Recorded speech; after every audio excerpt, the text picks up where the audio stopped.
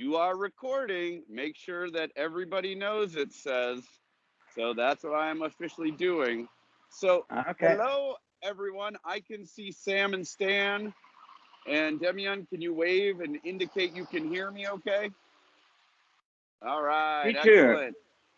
Now I'm going to flip my camera around and we're going to get started. So this is where I suggest, perhaps for my benefit, turn your cameras off so that it's not hogging up bandwidth. Keep your microphones deleted or muted so that I can not hear you for now. And then just make sure your chat box is open, because it's within the chat box that I would like you to try to communicate with me during this thing, because we will have several parts to our agenda here today. So the first thing I'm going to do is give you an idea of where I am, and then we're going to go inside and get a tour of some spaces, both unfinished and finished, with the managing director of the investment firm that acquired this property. So we are Al, you have to, Al, yes. you have to turn the camera because now we are laying on the ground. And someone's trying to get in the Yeah. lobby. All right. That's the way it should. Yeah, that's wrong and that's okay. Yeah. Okay. Perfect. So we are on 5550 West Touhy Avenue in what is called Des Plaines, Illinois. We are about 1 mile or so immediately north of the city of Chicago. The city of Chicago has the streets that I'm on, Touhy and Central. These are both actually city streets. So if I took Touhy further east, I would be in Chicago. Or if I took Central further south, I would be in Chicago. So I'm actually just out on the fringe. And one of the reasons that the fringe is slightly more attractive is because the real estate taxes on a per square footage basis are cheaper here. One of the things you'll hear Matt talk about today is how one of the attractors to the business was the fact that we have Chase, who is a major financial institution publicly traded in the United States, who has a long-term lease on the rent roll and is one of the largest financial players in the Chicago market. So it demands a lot of foot and car traffic for local suburban customers. Additionally, you notice that there is a branding on top of the building indicating who one of his major tenants is and has been. And if I'm not mistaken, that sign was there when Matt acquired the building. When we start thinking about common area maintenance, then you notice that the first car traffic for the morning is starting to come in, because in most commercial real estate developments, you are going to have a required allotment of parking on a per square foot of the building basis. Americans, unlike the Dutch, do not ride many bikes, and we certainly do not ride them to work. And so we have massive parking on both the front end, and then I'll show you out the back end too, that there is a requirement.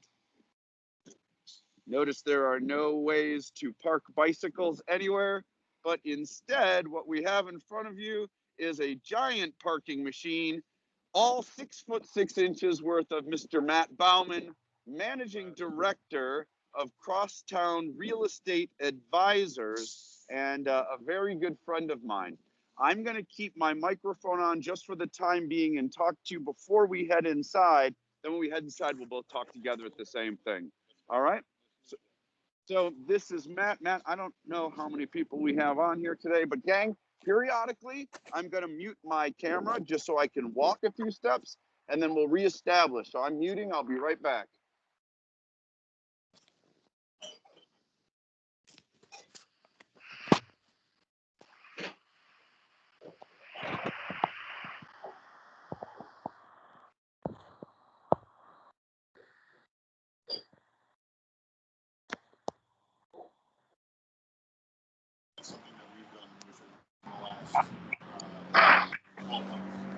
Okay, Sam, I can see you. Can you hear me okay?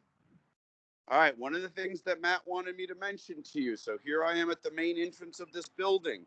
When he acquired the building, the Chase tenant was already there, but on the front left side was only a set of windows and vacant behind it.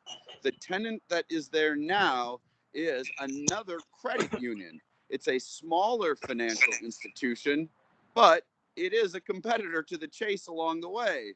So the only way Matt could get them to sign a longer term lease was he had to build a brand new entrance for them into the building that is a standalone entrance so that their customers can come here. So that would be an example of capital expenditures required in order to attract your rent roll. Because over here is the main entrance of the building, and that's where we're heading in now. Notice while we're in the US, I have Matt mention his sign only says that face masks are strongly encouraged because it's his private building and that's what he's choosing. You'll see an elevator regulation in a moment though.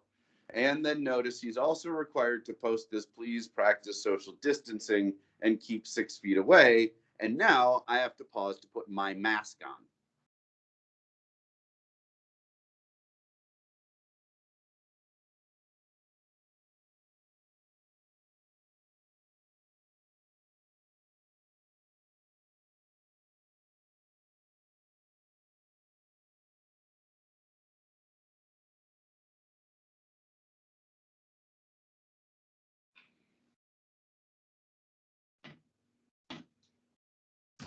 As we are talking right now, Matt, we're actually is doing apparently some common area maintenance and taking this sign down. So the masks in Illinois now, and in this town in particular, are now required. So if you look at that sign right there, that sign's correct. Yeah. This sign was never changed, and it should have been.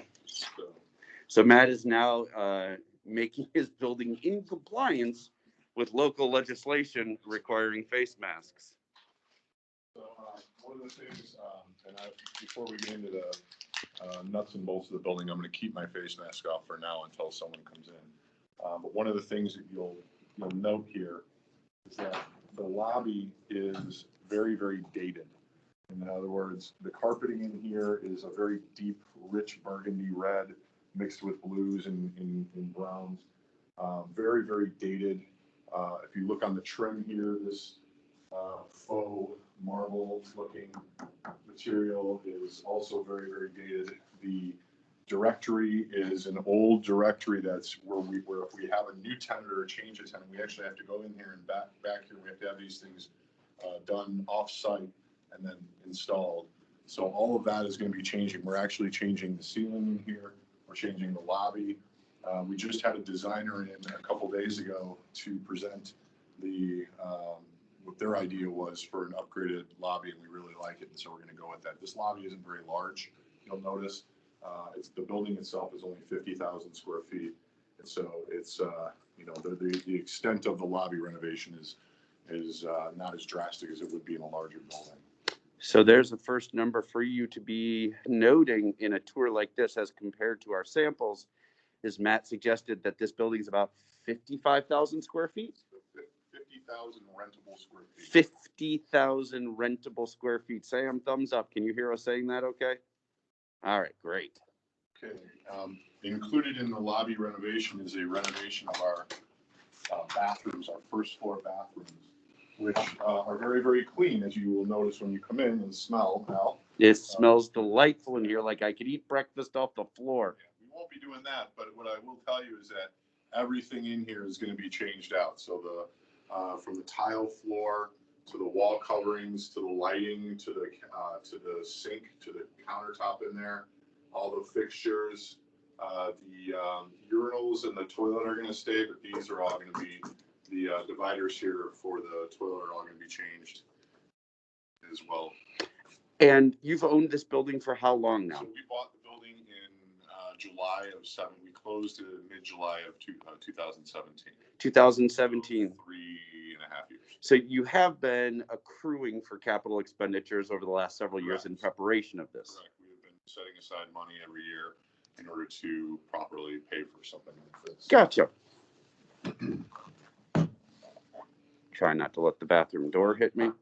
One of the unique things about this property, it's 50,000 square feet, and which a little bit unusual. A typical 50,000 up to maybe even 100,000 square foot building would not have an amenity base that a building like this has, and I'm going to take you there right now, which requires us to get on the elevator. So.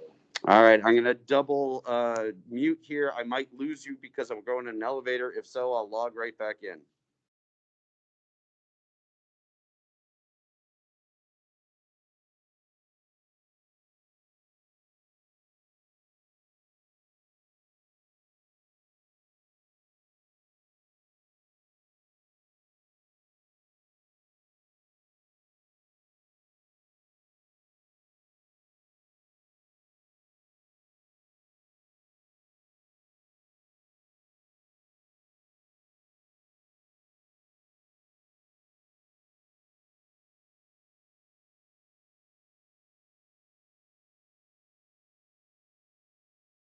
Hey, Sam, give me a thumbs up.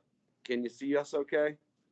All right, excellent. Okay, so this is one of the unique things. We are now in the lower level of our building, and the lower level here has typical ceiling heights, has normal ceiling heights. However, when we bought this building, they did not use any of this space they didn't monetize any of this space other than the storage area. So they created a tenant lounge, which is a nice place for people to go if they want to take their lunches from upstairs and they don't want to eat in their offices. We can come down here. We have a big screen television, a flat screen TV in here, some tables. It gets cleaned. We have a microwave, some other nice features in here. So this is a nice thing to have for a building of this size. It's very atypical. Most 50 to 100 or even smaller to 100,000 square foot buildings would want to monetize every inch of the building to the best of their ability. Fortunately, we don't need to do that here as we have a full building and in a really an A+ location. So with that, we also have a shared conference room for the building. So what's important about something like this is that it's a small conference. This is a small conference room, and then next door I have a very large conference room. But what's important about something like this is if you're a company like we have on the first floor, we have Admiral Security, and they do a ton of training for their security staff, and they don't want to have a giant facility in their space that they're paying for every day, right? So they're able to use this pretty regularly as part of their rent. And I'll show you the large conference space because this one is a little bit more impressive in terms of the size. One would presume then, when you have additional amenities like this available for the building, you'd have to adjust that common area maintenance allocation because you're absorbing more space. Yeah, I mean, we don't actually do that here. We don't. The lower level here is, the footprint of the lower level is not included in the common area. However, all of the maintenance of it, so all the cleaning, vacuuming, anything, all the electricity that we use down here is part of common area maintenance. And most buildings charge their tenants for utilizing space like this. Yeah. We haven't done that yet, in large part because we have a full building and it's really not. We find it to be a really nice amenity, and the tenants really appreciate that here. And one of the things that we're very proud of is that 70% of the tenants that we have in this building have been here an average of 25 years. Get out. 70% have been here 25 years. Which is unheard of. Across any of my portfolio, anybody that I know, nobody has built a building like that. And so it speaks volumes about the location, about the way the building is maintained. I'd like to think it speaks volume about us, but we've really only owned the building for 3.5 of those 25 years. So as much as I want to pat myself on the back, it's really more attributed to other factors. And so, again, we didn't want to come in and then start immediately charging tenants for amenities like this when they hadn't been charged in the past. nor is it really Hmm. very lucrative. It's actually more of a pain for us, administrative pain, to just charge people $50 or $100 an hour to go through and use this for an hour or two, you know, every something. It's just not worth the time and effort. So we don't do that. I'll take you to I'll show you the storage area, which is actually, we did monetize the storage area. And that is in large part because tenants keep stuff in here permanently, as opposing to utilize it periodically. They use it all, you know, this is utilized 24/7.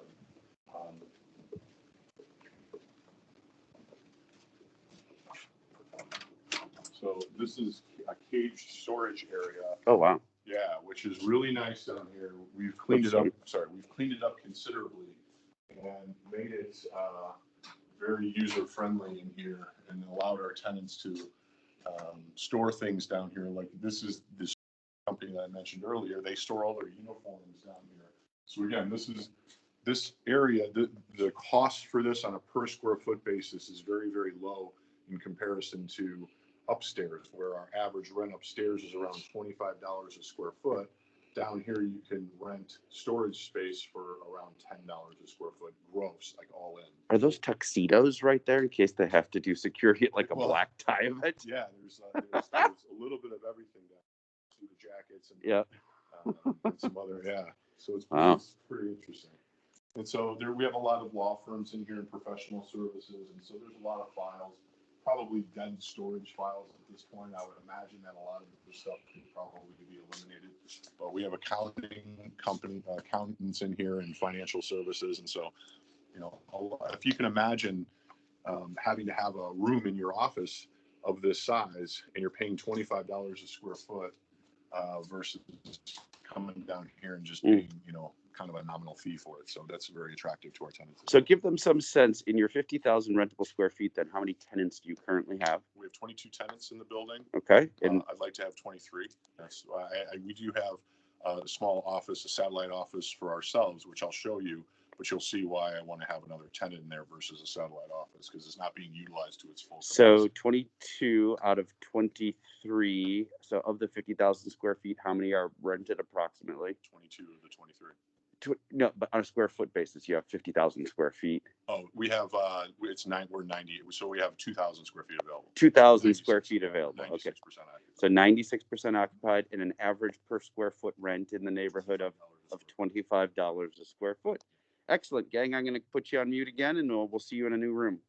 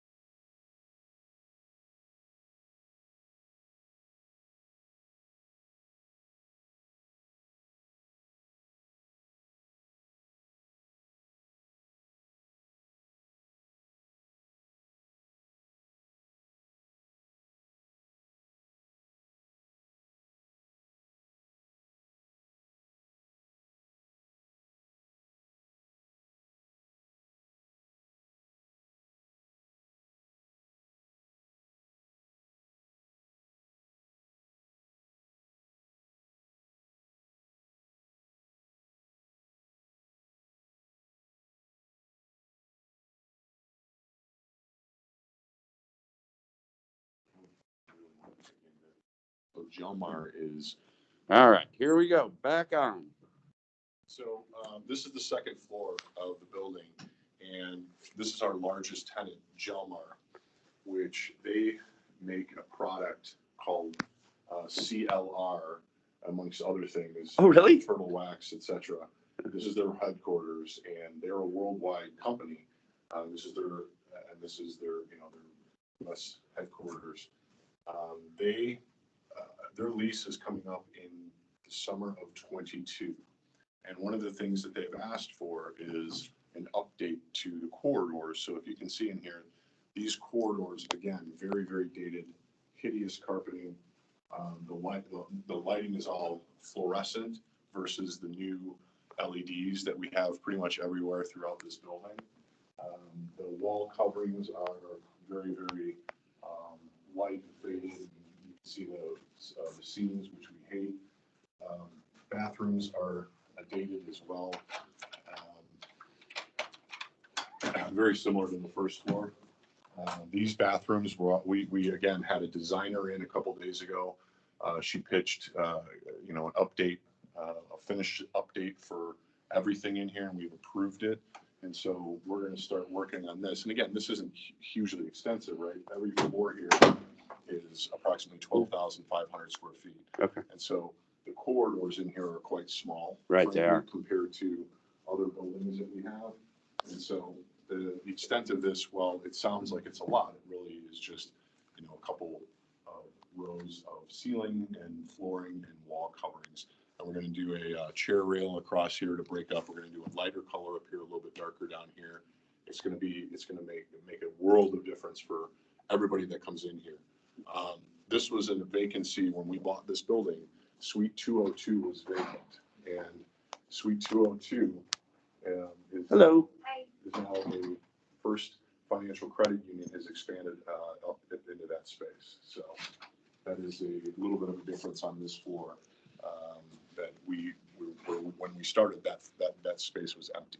Let me ask a devil's question then. Mm-hmm. If you've had tenants on average here greater than 20 years, why bother spending any money? So that's a great question, and that's a question that we struggle with mightily, because you really technically shouldn't do anything. I mean, if by the book, you would say don't spend a dime while you have a full building and you have tenants of this tenure. But ultimately, when you look at a corridor like this, I like to be very proud of the buildings that we own, and I think of it as like arm candy. So when I go by it and I look at it, I want to say, hey man, I'm really proud to own that. And I am very proud to own this building, don't get me wrong, but when I walk in the lobby, it's been 3.5 years of looking at it and going, this has got to be changed. Yeah.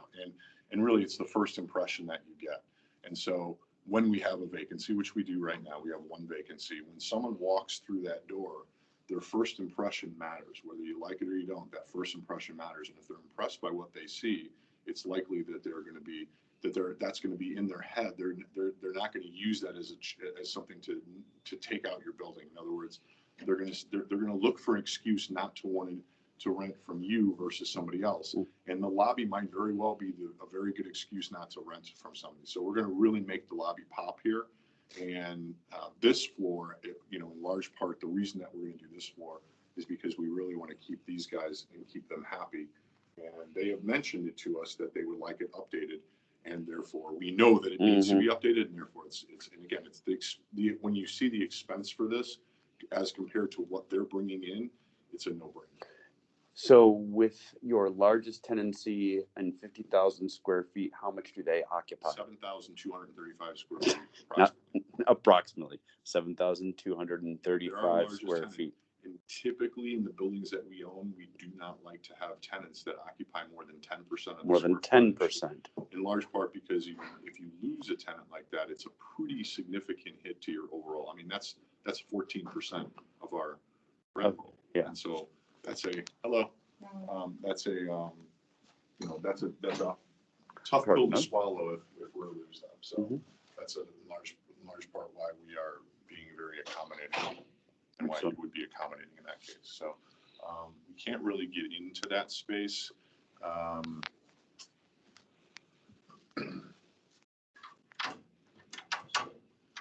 This is actually fantastic. Yeah. For those of you who are hockey fans, this gentleman here has been known as the voice of Chicago for 30 years, 40 years. Yeah.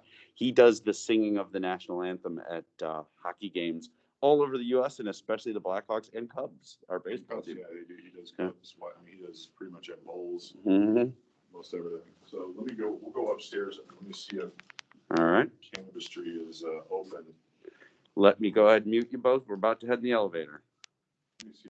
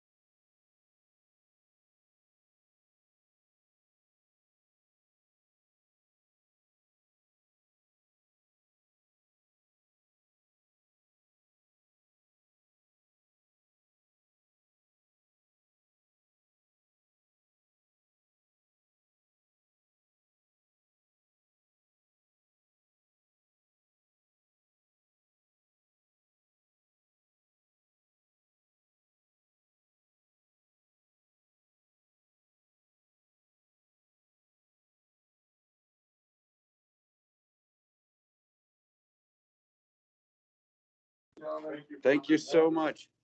So we were given access, and we're just going to stay here momentarily so we don't disrupt normal people's business. But we wanted to show briefly what a finished physical space might look like. So you notice we came in through the front door, and now we're curling around to the side to where the main offices are, heading now here, because they do financial advisory services too, right? Professional services, insurance.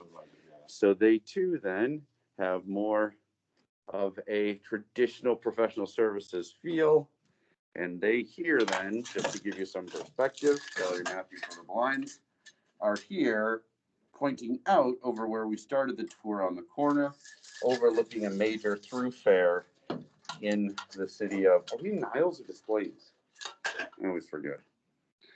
So unlike what Matt was talking about before, they have their own standalone conference room in this space. You notice the decor is much more updated.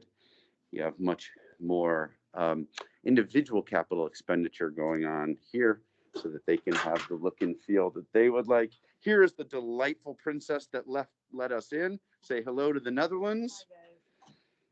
And now I will excuse myself from their space and let them get back to their workday. And Matt and I will go and meet you in a raw space. This would be an excellent time for you all to get up and stretch for 5 minutes, take a break, and we will come back when we are settled in downstairs. Okay. Thanks, guys. Thank you so much, everyone. Have a happy Christmas.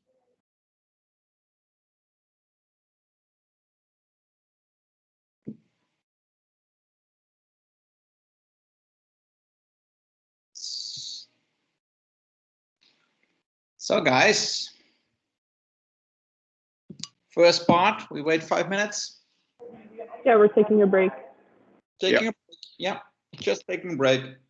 The Merry Christmas was for the people in the building. Not yet for you.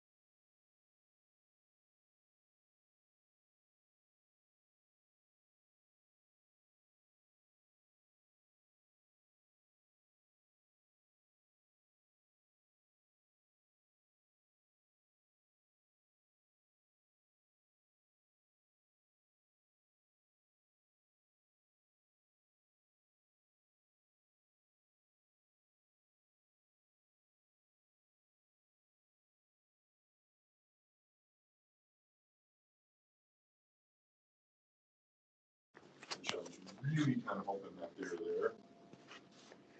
The Dutch will appreciate this, Matt, since they were the pioneers in Europe. But this is what business now? So the name of this business is Cannabis Street, and they came in and took over one of our largest. This is a large tenant as well, 5,067 square feet, and they they make cannabis infused products for the recreational, medical marijuana field. And so if you can think of liquids and the gummies and all the rest of it, they do unique type products, CBD oils and all the things you all know about, but are becoming part of our lexicon here a little bit more as we as time goes by. So we only have recreational marijuana here approved in 2019, and I think it was 2019 or 20. I think it was Approved 18, systematized in 19. 19, right? So we haven't. I mean, it's still relatively new here, and it's an exploding industry, as you might imagine. Yeah. So a renter or a lessee, Yeah. like this wouldn't have existed 5 years ago. Correct. And this space, which I would have loved to have gotten you through, but I didn't get approval from them. That's okay. Is a space that used to be an accounting firm that had been here for 20 some odd years. These guys moved in last year. We updated everything in here.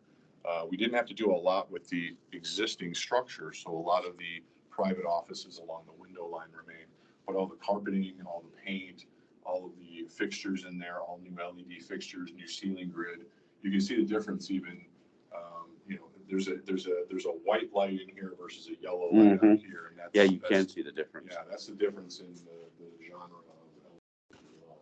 So this will be updated eventually with new ceiling grid. I'm sorry, new ceiling tiles and the newest LED light fixtures. These are a little bit dated, but still a lot better than what we saw in the last one. And we have a lot of tenants up here that have been here for quite some time as well. So we'll go downstairs now and All right. that vacant space that we have. Last trip on the elevator. We'll be right back.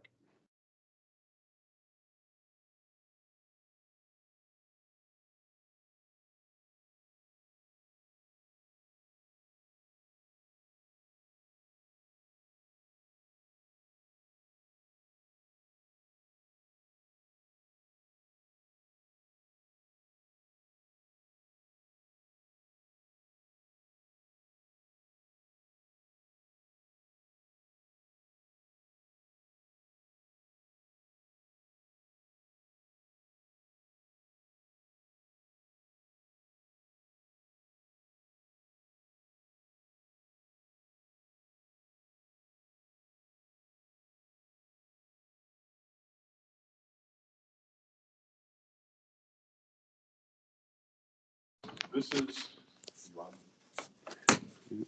All right. okay, so this is the largest satellite office that one person could ever have. And this is the one person's desk. This is our employee who works here. We have him here because we were full in our other office back in the city of Chicago. And so we asked him to come out here. He lives very close by. He doesn't mind. But this is a gigantic office, and it's also our only vacancy in the building. And you can see it's just a giant rectangle. In here, we updated the ceiling grid and the LED lights so that a new tenant, when they come in, could see exactly what a finished product could look like. All the ceiling or all the flooring in here is brand new. We wanted to show them kind of what that would look like. It's a lot cleaner than what it looked before. It was very dated before. It was when you walked in, you instantly felt like you were in an old space. And now, because when we update something like this, it now looks and feels a lot newer, clean, crisp, and ready to be built, frankly. So there's, we have plans in here to do, this is the entrance to the space, and we would do a corridor right here. We would just do private offices, maybe a conference room in this corner, private offices along the window line. We have a nice little notch out here for a kitchen, and the bathrooms are just on the other side of this. So our water lines are just on the other side of this wall, which makes doing a kitchenette quite simple. And then we would have the rest of the space kind of open for cubicles. So you can see how a space like this comes together in a final form.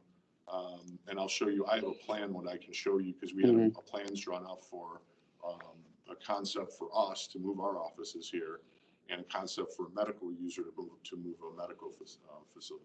So you're talking around 2,000 square feet in 2,000 here rentable square feet at about $25 per square foot. So you're talking about a $5,000 $250 or so a month infusion into your rent income every month. But it would require, you think, how much in capital expenditure to get it on the market to that point? Somewhere in the $40,000 to $50,000. So it's a year of rent. A year of rent. So, but if you look at it, if you think of it strictly as an investment, so when we analyze a deal to do, like if someone came in here and said, I like this space, I want you to build it out for me in XYZ form.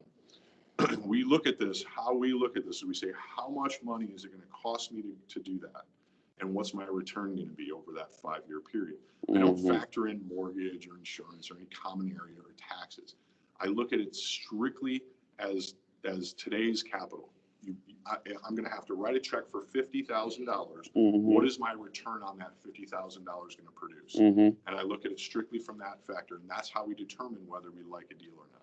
And your normal evaluation is a 5-year term For something like this, if we had to build it out a 5-year term, if we were upstairs in one of these finished spaces and someone was able to take it mostly like it was, but for new carpeting and paint, I could do a 3-year deal for something like that, because that's not as, so the costs we look to amortize over that period of time.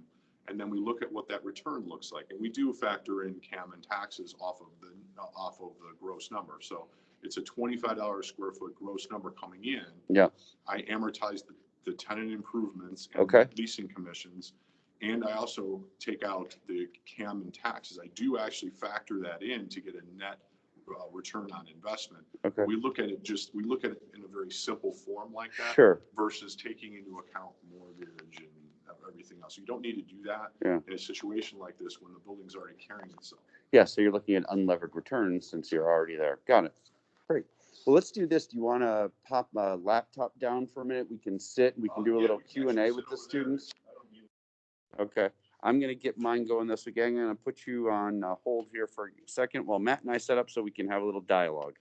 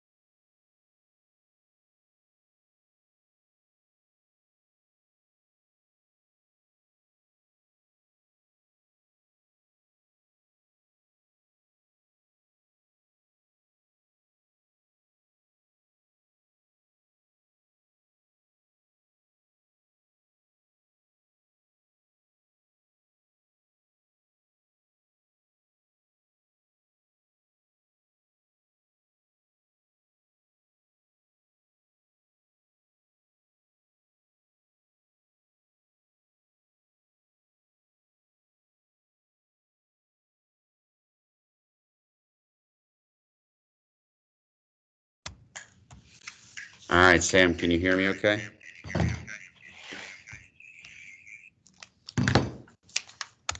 You're echoing a bit, but it's good. Yeah, it's understandable. I just turned off my other device, so I should be okay now. So give me a thumbs up, Sam. You can see Matt okay too? Excellent.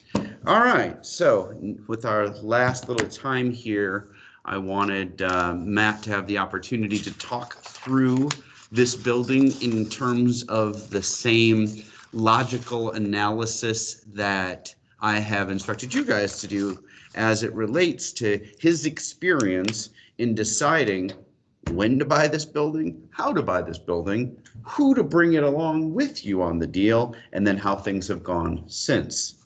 So you'd mentioned, Matt, that this deal came first to you in 2017. How did you find out about this deal? So the building was put on the market. Forgive me, I have to put the old man glasses on. The building was put onto the market by a company called HFF, which is a Holiday Finiglio Folio, which is a large investment sales company that typically puts out Class A and Class B plus buildings in A plus markets like Chicago. They're not a B minus suburban investment sales company like the typical ones that we see every day. So the building was in my estimation, was put into the hands of somebody that their database only flows to institutional type investors and not to the little guys like us. And I happened to catch it kind of on the fly, and I saw the building. I know the building very well. Both Al and I live in Park Ridge, which is not that far from here. I drive by here all the time, and I've always liked this building. I love the location. The location is, we are a mere minute or two from a major expressway that takes you to the north suburbs, the North Shore suburbs of Chicago, and also takes you right downtown. And it also has, in this area, there's 640,000 square feet of retail, which makes it a very, very, very good amenity type building. But ultimately, when I saw it, I was very excited right off the bat. I saw all of the same attributes that I've mentioned before, the list of tenants who have been here for as long as they have, the average rents in here. The one thing, this was the original developer was Missner, and they've done a ton of stuff here in the north suburbs. They were the ones who were selling the building. So I love, there's a box that I check in my head is buy the building from the original developer, because they know where all of the bodies are buried, so to speak. There was no question as to when we bought this building as to the condition of the property. I know how they maintain their buildings. I know their program, right? I've seen how they programmatically maintain HVAC and roofs and building systems. And so we knew going into this that I wasn't getting like a third or a fourth generation type building where I didn't know that there were going to be surprises along the way. So there were no surprises here, which is number one, right? No surprises, which is great. The other thing I liked about it was the rent roll. As I mentioned before, we don't like buildings where 10% or more is one tenant. Now, this building has one that is a little bit north of 10%, but everybody else is either at 10% or below. So in that situation, you don't get crushed when you lose a tenant or two, right? So there are many situations where I've looked at buildings before, like let's say it's a 50,000 square foot building that has a 20,000 square foot tenant whose lease is expiring in 2 or 3 years. Well, that to me is a very, very tricky situation. You have to buy that thing incredibly well, and you have to set aside a ton of money because you got to try to renew these guys. And in fact, if you can't renew them, then you have to replace them, which is incredibly expensive. That's legit. 40% of your building would have to be replaced if they were to leave. And that can sink a building. And so very, very typically, I like smaller multi-tenant type buildings. I want you to think of a building like this as an apartment building. In an apartment building, let's say I bought a 100-unit apartment building and I lose 5 tenants. Is that going to hurt me at all in a 100-unit apartment building? Absolutely not, right? Same type of concept here. I don't want to have to worry about losing my building if I happen to lose a handful of tenants, and that's the situation here. And that's also the situation at the building that we looked at last time with Professor Al's last class. But that's very, very typical of the type of multi-tenant building that we like to buy. And so you combine the really strong rent roll. At the time that we bought the building, it was 87% occupied, which means that there was room for upside here. Mm-hmm. The market itself has a vacancy. So the market vacancy for North Suburban office is probably more like 18 to 20% right 18 now. to 20%. Right. Okay. And you're at 96. And we're at 96 right Okay. now. Which again, to me, if you locate the building well and you maintain it well and you present it well and you even though your rents might be a little bit higher than your competition, which ours are most definitely higher than the competition, the reason that we're able to do that is because we check all of the surrounding boxes for a tenant. We have the amenities that they don't have. We have the hidden amenities, right, which are the restaurants. I have a dozen restaurants within walking distance out the front door. Mm-hmm. You don't have to get in your car. You can legit walk across the street and have access to a dozen restaurants. That's like having a food court in your building, except that you're in Chicago and you could be freezing your ass off, which sucks. But generally speaking, it checks a lot of boxes for a lot of smaller tenants, and it speaks volumes about why this building has been historically well occupied.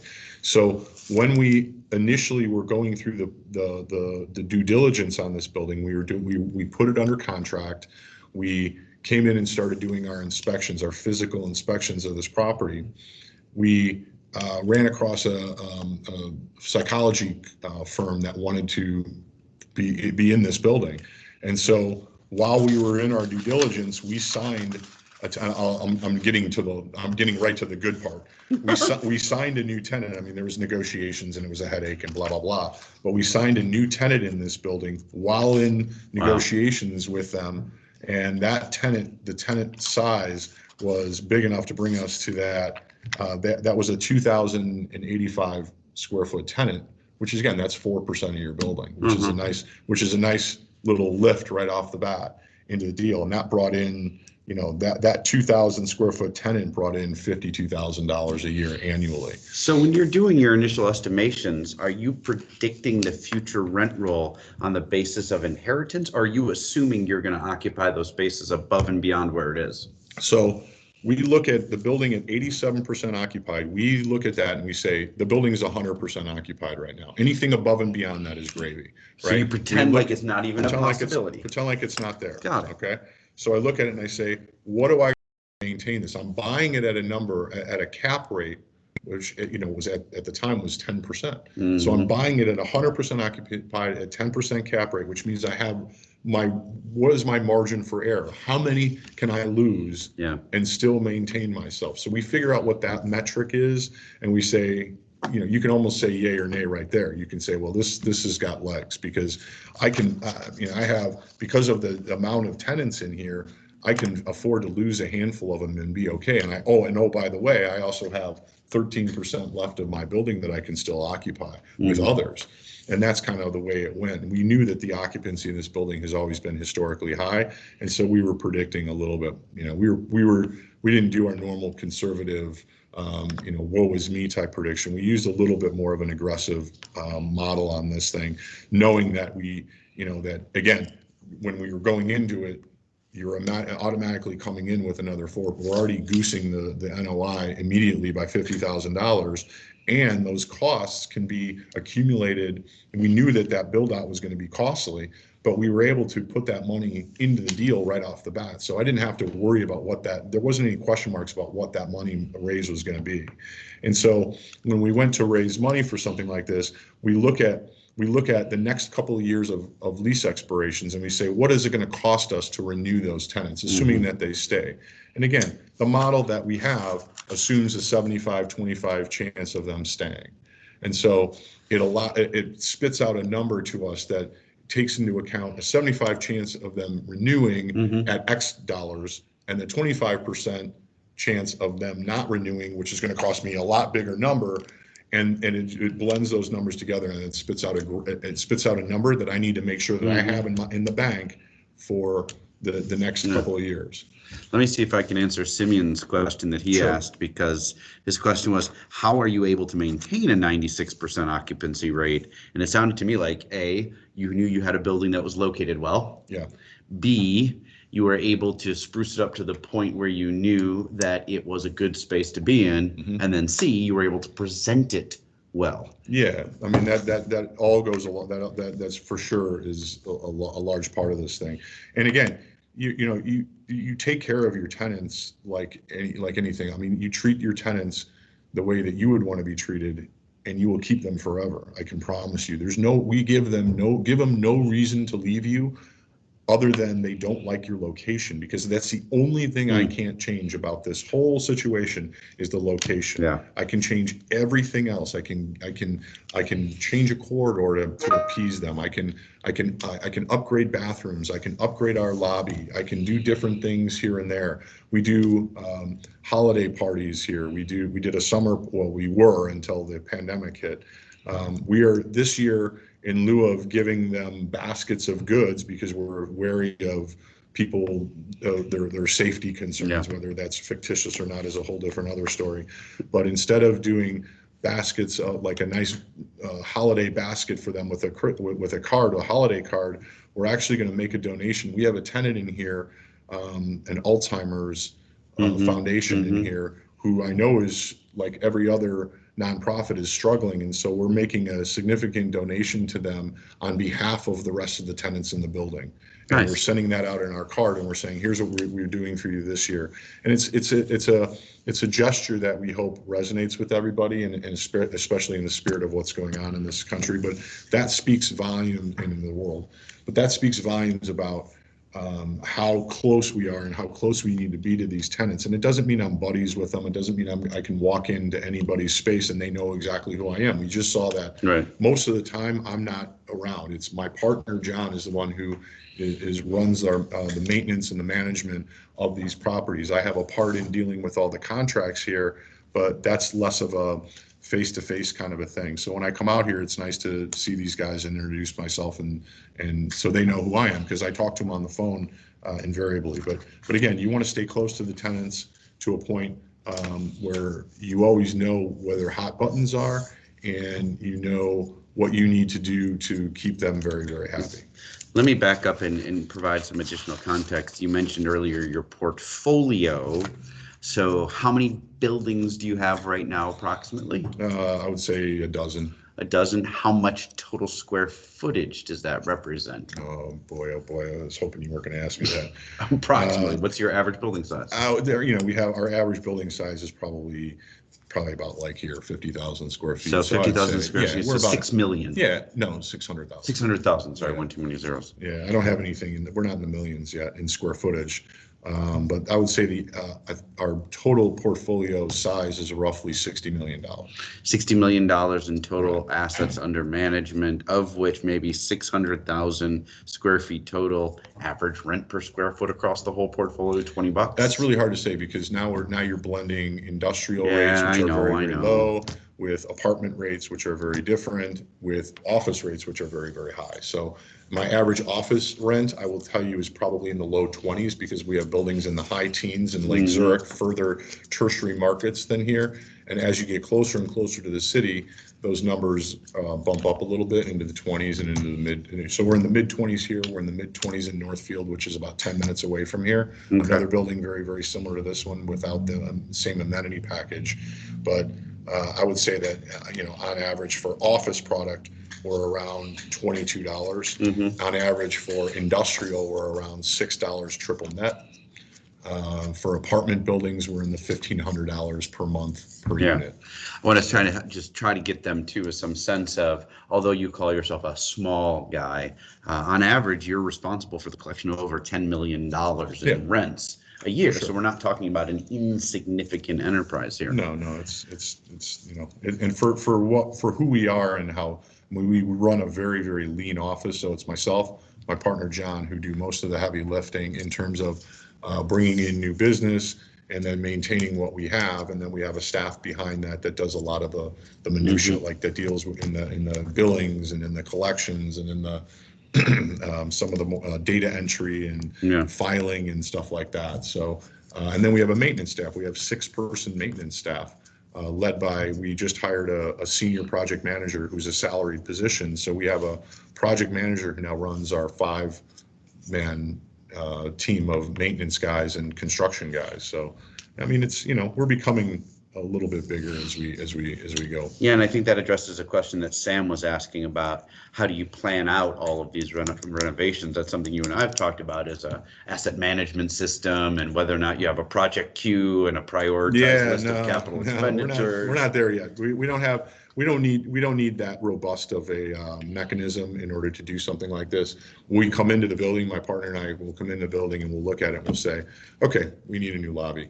Now what? And him and I look at each other with a blank stare and we say, well, let's go find somebody let's go find a designer who knows what the heck they're doing, because this isn't my business. So we bring them in, we interview them, and then they present to us kind of conceptual ideas in terms of how this would lay out, what it would look like. They bring up a computer screen of potential models as to how it would look, and that's how we make those decisions. And then again, it all comes down to the budget, right? How much money do you have set aside for this? And invariably, you don't have enough. And invariably, you want to do more than what you've set aside. Like once you do one thing, it's like the domino effect. You want to start rolling into doing other things, but you got to kind of hold yourself back and use the budget kind of as your guide, and just don't go beyond it. So let's go back to some of the numbers with this deal that began. So HFF brings it to your attention. Original market listing price was approximately how much did they want for you to buy this building? They wanted $5.5 million. $5.5 million was the basic ask market list. So now you're shopping the numbers and trying to see whether or not they work. You decide that they do based off of the 87% current occupancy being your full 100% conservative allocation. And now it's time to raise capital. Who did you get money from and how much from debt versus equity? So we went out once we figured out that we were getting this deal at a great number. And I will tell you that the seller, in their haste and in their want of, because they're a very, very large firm. Nissner is not a small company. This was a very small piece of the puzzle for them. If they would have spent even a hair amount of more time on this, they would have realized they could have pushed me from the $5,025,000 that I spent on this. So we bought this for $5,025,000. If they would have said, well, we're not going to do this deal for a dime less than 5.4, I would have bought it at 5.4. Yeah. But be that as it may, that's how I knew I won on the buy, right? That's how you make money on the buy. Because then after, and I know this because after we were done and we closed on it, I got a number of calls from people saying, how did you pull that off? And I'm like, anyway. That purchase price arbitrage, right? Exactly. Could have flipped that building right well, there. that was part of the thing. I had mentioned to you that HFF was a company that their reach is more institutional. And so the mere fact that I got it was by mistake almost. And then when I ran through all the numbers, I was like, this is right down the middle for us. Why do these guys have it? And why don't I have any competition? And I just didn't have any competition on the deal. It was a very strange, but these things happen, and I always consider myself very lucky to be here. So you need $5 million. So I need five. So I need a hair over. Plus, it's not just the $5 million, right? It's we look at the TI, the tenant improvement dollars, and the any capex that we want to do, corridor improvements and stuff like that. And we say, well, how much money do we really want to raise for a deal like this? And we determined that the total raise was going to be around $5.4 million. And so, nonetheless, when we went out and got debt on this thing, I knew my loan to cost was probably going to be somewhere in the $3.5 million range, which means I had to come up with about 1.8 plus or minus. And so once I got the debt numbers really kind of locked in, the debt came back at $3,570,000. That's where they underwrote it at, and that's where they provided up to us. So that meant legit right on the number I had to go get $1.8 million. And so I have some heavy hitter investor types. It's all friends and family. I don't go outside of that. I haven't had to do that yet, which is kind of nice. So I went to one family who I met on the beach in Florida on vacation, and who mentioned their personal situation. I was like, you guys would be perfect investors for us. And after about 5 or 6 years, when we got to that conversation, he was like, hey, I'd like to see your next deal. This happened to be the next deal. And him and his father came in with $600,000 each. $600,000 each. Yeah. And then I have a local investor who Al knows, who came in with $500,000. So that brought us up to 1.7. And then my partner and I put in 100. So only 5 of you in this deal all in, 3 There's externals and the 2 4. internals. Yeah, there's, effectively Yeah. Crosstown being 1, Yeah. and then 3 other guys. Yeah. Yeah, so it was a nice, small, quick fundraise. It was not what I was expecting, but I was really happy to get there because I really wanted this deal. And it comes across in the investment book that we put together, how much, I think, on how much we think of this deal, in that it was very, very quick to raise this money. It took me a grand total of about an hour and a half to raise the money. So, which is lucky. I mean, again, it's taken me a lot longer on other deals, and some deals where I haven't been able to even raise the money. It's very infrequent, but when it happens, it's frustrating because I'm used to doing it very, very quickly. So let's talk a minute or two about the cost of funds there for a second. Sure. So the debt you were able to raise at $3.5 million or so, you got at what interest rate, what term, et cetera? So the debt that we got on this, because of the stability of this property and because of how long that we knew that we were going to hold this to us was a 10-year hold all day long. 10-year. Okay. Yeah, and typically we don't like to put an arbitrary hold time on it, especially in a value add, but this was more of a stable type building that we felt we could own for a very, very long time, and that we could own really for almost as long as Missner, which is 25 years. Like, there's no reason why we shouldn't own this building forever. It's kind of one of those type of properties where you feel like it's always going to be able to produce income for you, and you feel very strongly about the market, you feel very strongly about the location, and therefore we went out and got long-term debt, which would be considered CMBS, which is a term for commercially mortgage-backed security, which basically means that we get 10-year money from a bank like Bank of America in this case. They take that note and then they go out to the secondary markets and they sell it off in the secondary markets. We were able to lock in an interest rate. I underwrote this, if you see in the analysis, I think at 475. I don't know what analysis that you showed them, but my investment book has it underwritten at 475. Well, that spring in that summer proved very, very advantageous for us because the 10-year treasury dumped, and all CMBS-backed loans pegged that number at closing to the 10-year treasury, and the 10-year treasury had taken a massive dump that late that spring and early into the summer, and so we ended up at an interest rate of 4.37, of which the first 2 years we negotiated interest only. So nicely done. Yeah, so we negotiated an interest only debt on this for the first 2 years, in large part to bolster our reserves. Yep. So the reserve requirement that we have in our loan documents says that I have to put $1,000 a month in CapEx aside, no cap, right? I get to use that money whenever we need it, and we're going to be dipping into those funds now for all these upgrades around the building. But my tenant improvement and leasing commission reserve was capped at $200,000, which I felt was kind of heavy. Fortunately, we've actually, been kind of plowing through it a little bit with a couple of these new deals, but that's $4,200 a month that we have to set aside just in tenant improvement and leasing commission reserves. Okay, correct. That is a little restrictive. It's a little heavy. It's a little heavy, but it's okay because we're conservative by nature. We don't bleed the buildings for our own pockets.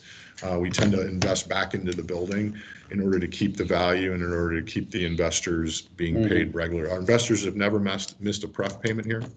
And what did you promise them here? 8%. An 8% preferred payment. Yeah, and plus we've paid at the end of each year, we've paid more.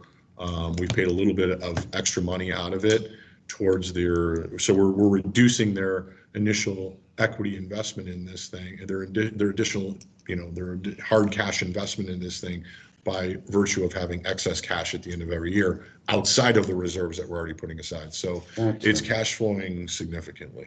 So then, if, for example, I was the one investor who had made a $500,000 initial commitment to you, you're paying me an 8% pref, right as rain. I never have to worry about it or think about it.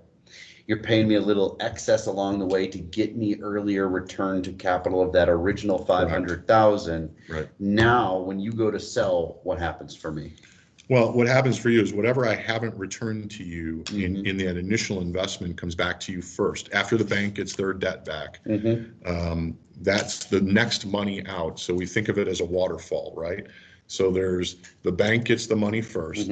After that goes any dollars that haven't been returned to our investors goes next. And again, this assumes that all your regular expenses have been paid and everything's hammered out. You don't have any lingering Outstanding bills, liens, right? You don't have yep. anything like that.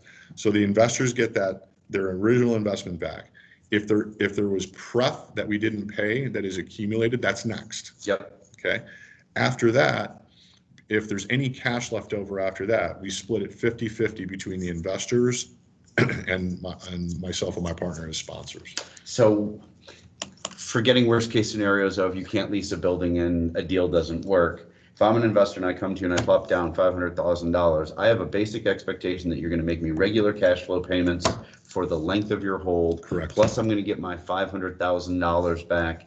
Plus, if you got anything left over, I'm going to get a little extra too. Correct. So I'm looking at better than an 8% return, more than likely. Yes. So what I mean, are you delivering on average? The 3 buildings that we have sold so far, I mean, it's a little bit of it's a little silly. It's a small but sample size. Yeah, it's a small sample size, but I mean, we're in the 36% return on average. So think about that. The promise that they're making is only 8%, and you're almost quadrupling easily, the expectation that an investor has. Is that under promise and over deliver. Does that make it harder to raise funds in the future? No, it makes it quite simple, actually. Yeah. We have guys that will call us and say that they're leaving for 2 months to go overseas, and here's a blank check. In the event that you happen to invest in something, I want to be in the deal. Just let me know how much it is. So that's the kind of investor group that we have, which is, we're blessed to have that. I mean, we've got a lot of guys who have been with us since day one, who are real estate guys who have been in this business, 2 or 3 times as long as I have, who started investing with us when they saw what our model looked like and they saw kind of how we operated. And once you get that kind of a start, I mean, it's almost like starting at second base. From there, it was wide open. So the guys that we meet, and we meet a lot of them who want to put money into deals, mostly guys like that want to put the $100,000 in that $100,000 range. We have 100 of those guys.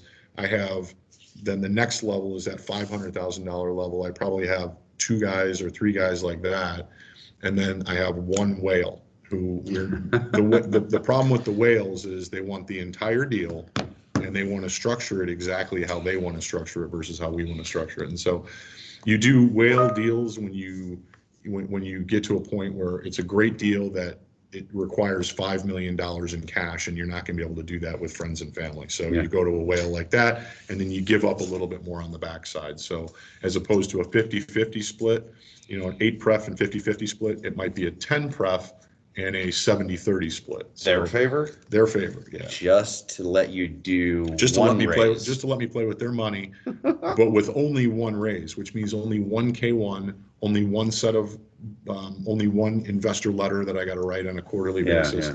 So there's a little bit to be had there. Synergies on the front end. And our whale did our first 3 really large deals and has not done one since. And I will not do another one with him if I can avoid it. So. So Sam has one more question, then we're going to pivot to something theoretical for you for a minute. He just wanted to confirm, with this particular property, how long did it take from the time that you found it until closing on it? 4 months. 4 months all approximately. Is that normal? No, we can do them a lot quicker, but the dynamic was a little bit of a complicated dynamic from their standpoint. They had multiple partners in the deal that were all principals, which is when you have a family business, this is what happens. And some of the family wanted to 1031 their money, so they wanted to take the money that they were going to make for this and roll it into a different deal. Yeah. And other guys just wanted to cash out. And so that required an extra month just to put together the legal documents to turn this into a TIC, a tenant in common. So we had to change a little bit of how we do business. We were gunning for a July 1 or a June 30th close, and we ended up mid-July, and it was really all their delay. But typically, once you find the building, you get to under contract. That's about a month right there. The contract negotiation is another 2.5 weeks, and then you have 30 days of due diligence, which puts you in about a 2.5 month period, and then you got about 15 days to close. So it usually should be about 3 months. About a 3-month process. Yeah, the process itself from start to finish should be about 3 months. This one happened to be a little bit longer. How about talk about deal flow? How many deals are you looking at a year? How many get down to the point of actually getting an on-site, then a model built, then a purchase? So there has to be a disclaimer on this because pre-COVID, our deal flow was significant, and I was looking at I would look at probably 100 deals annually, and I would model maybe 24 of them. Okay. I would go out to see 24 of them, and of those, I might like 2, maybe 2 or 3. So the percentage of the ones that I see that I get to the point where I actually model is very, very small. In large part because I've learned over the years. Now, when I first started business, I would look at 100 deals, I would model 100 deals, and I would, and it was visit 98 of them. Yeah, I would them. visit 90. It was insane. But I got to the point where I learned over the years kind of where we really want to be and what kind of deals that we really want to be doing. And so we were able to really, really focus in a little bit more strategically and save myself a great deal of time on modeling and doing all the rest of it. But I mean, this year, we haven't bought one deal this year. I haven't gotten to contract on any deals this year, which is incredibly unusual. I will at least have gotten a contract with 1 or 2 deals. Even if we don't end up executing on them, we would execute on one of them perhaps. But this will be the first year where I have not gone to contract with a building and have not purchased a building since we started. So, and that's, you can thank the pandemic for that. Well, let's finish with that thought then too. So we saw the largest tenant upstairs who's occupying 14% of your building, and they're coming up for renewal in 2022.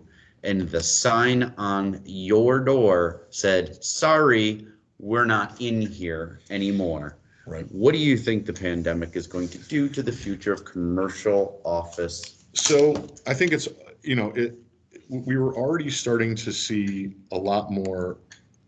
It was almost like you were seeing the opposite of what's happening today. You were seeing offices that were condensing and being more and more dense with users. You weren't seeing private offices anymore. You were seeing stations. You were seeing collaborative stations and collaborative work areas and collaborative this and collaborative that. They were removing offices and making it one giant room where everybody could collaborate and sit together.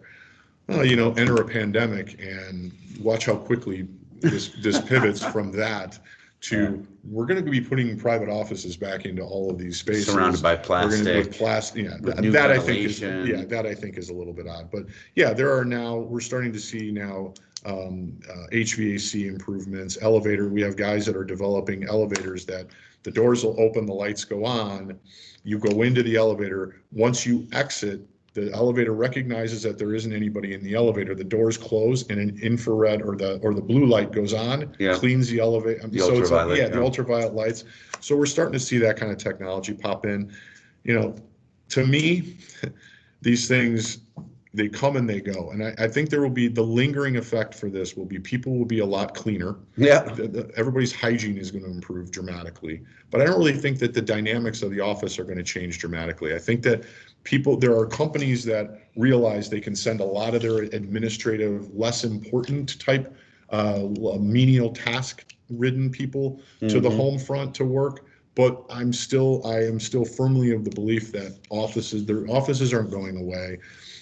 There was an adage back in 9/11 when 9/11 happened here in America, where it was the terrorist attack on the Twin Towers, that people were going to stop flying. I remember people talking about how no one was going to fly again and how this is going to change the face of travel. Well, I mean, you saw that's actually, it's people that they get scared and so they move to one end of a spectrum. Same thing is happening here. People are scared, they move to one end of a spectrum, but eventually it all comes back to the middle. And this will not go without ramifications. There are companies like Industrious and some of these WeWorks and any of these collaborative workspaces, which are going to have to rethink their models a little bit and kind of rethink the way they want to present these spaces. And there are buildings that are being constructed right now. They're going to have to rethink the way that they're doing HVAC and plumbing and all the rest of this, and the water. How are you delivering water to people? And is it a fountain or should it be touchless? And should we have keys to our office buildings? Should it just be a keypad? Should it just be a handprint? Should it be a face recognition? Yeah. There's 1,000 different things that'll come out of this thing. Most of which I think are good, are technological advances, which will improve our daily lives in some way, shape, or form, and make things a little more efficient. But ultimately, People need people. They need to be in front of people. They need to be talking to people. I can't work in this business remotely on Zoom. It is impossible. Don't think that this is the normal, because it's not normal. I don't want to be Zooming. I want you all in a room with me where I can talk to you and look you in the eye. That's the only way I know if you're real. And that's the only way I know if you're paying attention. And that's the only way I know if you actually give a rat's ass about what I'm saying. Which is why we have Sam as our one face. Sam right is like there. the one guy who I can see right now. He's definitely like, oh, I'm paying attention. I got my coffee. I'm paying attention. I always ask for at least one of them to have camera on, just so you can see that they're alive. Otherwise, the other 40 are MIA. With that in mind, then, so with that tenant upstairs who is not occupied, they still paying you rent right now? Yeah, most of our tenants, fortunately for us, are, they're small businesses that have certainly been impacted by this, but most of the businesses that we're dealing with are really service-based businesses, which haven't really stopped. They haven't stopped working. Our some of our tenants, like we have the most active tenants that we have across our portfolio are psychologists and psychiatrists who, even though they're not in their spaces, are getting crushed right now. They are so overwhelmed with business, they don't know what to do with themselves. Most of them are coming to us now and saying, we need to expand once we return to the office, because they're that busy and they're adding that many doctors. And that's unfortunately a side effect of sheltering people for years at a time in their homes away from other social beings. That's going to have a very significant effect on mental health. And so that's a little bit of a short-term thing that we're seeing. But I think ultimately most of the tenants that we have are paying rent. They're on time. Those who are struggling, we are working with them. We do not abate rent. Unless my mortgage gets abated and my taxes get abated, I can't offer that same thing to the tenants. And so we defer rent in many cases. There has been some government programs here, as you know, to help small businesses through a payment protection program and a couple of other programs that are out there. But ultimately, our tenants are doing well and they're paying their rent. And that's fortunately for us, because I know that we are in the minority. So it's approximately 18 or so after the hour, and I want to make sure that I'm respectful of your schedule because I know you have a deal to consider later today. So I wanted to offer to all those online the same thing that I had offered in the chat box, which would anybody like the opportunity to turn camera on, unmute themselves, say hello to Matt, and ask a question or two here before we go ahead and allow him to move on with his day? Sam, you've earned the right to ask a verbal question if you would like. Sam Dane. Yeah. Well, yes, I had a question that I wanted to ask. I can myself double, but that's not important. I was wondering, ever tried doing a renovation yourself, or did you just hire people to do it? Do you have a preference, and how do you choose? The question is in-house versus contracted? No, we'll do in-house. The most of the work that we do is going to be in-house to the extent that our guys are capable of doing it. That's a really easy way for us to control costs on a deal and not get nickel and dimed on time, frankly. And so we'll do in-house. We'll use in-house guys for the most part. There's a lot of things that are real specialty. Millwork is really specialized, and the installation of which sometimes can be specialized, so we might outsource that, but for the most part we're using our guys to do the install. Carpeting, we'll use a carpet company many times because they can just do it much faster and much easier, much quicker, and much more inexpensively. But ultimately we're using our guys to do painting and changing out a toilet, changing out tile in a bathroom. That's usually something our guys can do really well. So Simeon, I saw you came off camera there, or on camera for a second. Simeon, did you want to ask a question also? No, just turning on my camera. He's got a great background. Yeah, he's a funny one. Now just turn on your camera so you could say hi. All right, great.